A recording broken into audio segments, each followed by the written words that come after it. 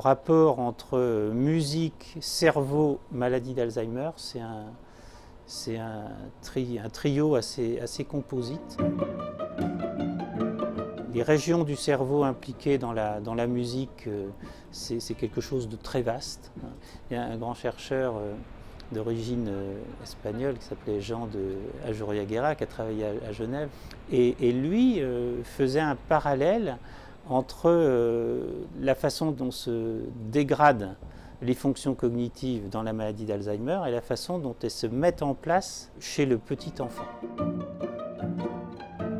En disant que ce qui se passait dans la maladie d'Alzheimer, c'était en quelque sorte une image en miroir de ce qui se passe chez le bébé, chez les jeunes enfants qui, avant même d'avoir des capacités de langage, ont une réaction à la musique qui est évidente. La phase d'encodage, vous voyez, la phase où le sujet forme en quelque sorte le souvenir, eh bien dans la maladie d'Alzheimer, c'est ce stade-là qui est atteint, qui est perturbé. Ça ne veut pas dire que les autres stades ne le sont pas aussi, mais si vous voulez, c'est vraiment le point de départ de la mise en mémoire qui est perturbé.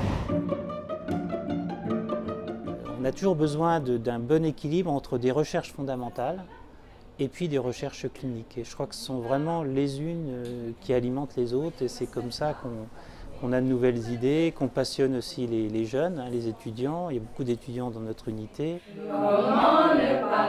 Un des effets de la musique dans l'institution, c'est de favoriser les relations entre les patients, de trouver, sans jeu de mots, une harmonie entre les patients.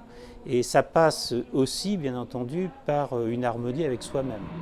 Il y a un concept qui commence à prendre sens aujourd'hui de réserve cognitive, de réserve cérébrale, vivre sa vie d'une certaine façon, avoir tel ou tel type d'activité, de conduite, etc., va faire en sorte que les effets de l'âge surviendront plus tard et que certaines maladies du cerveau qui sont présentes dans notre cerveau, eh bien, vont se déclarer plus tard.